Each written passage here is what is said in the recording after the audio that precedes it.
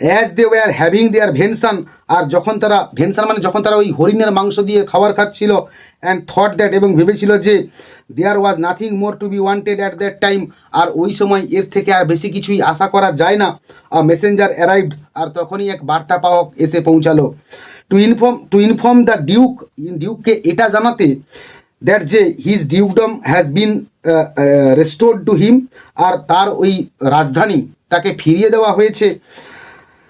The ইউজারপার, দখলদার, enraged, ক্রুদ্ধ হয়েছিল at the flight of Celia, সিলিয়ার পলায়নে,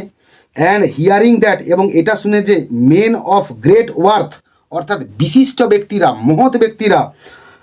war following the banish duke, যারা কিনা ওই নির্বাসিত ডিউককে অনুসরণ করছেন, টু জয়েন হিম, তার সঙ্গে যোগ দিতে, ইন দ্য ফরেস্ট, জঙ্গলে, resolve to put an end to the misery, এবং এই রহস্যের একটা সমাধান খুঁজতে।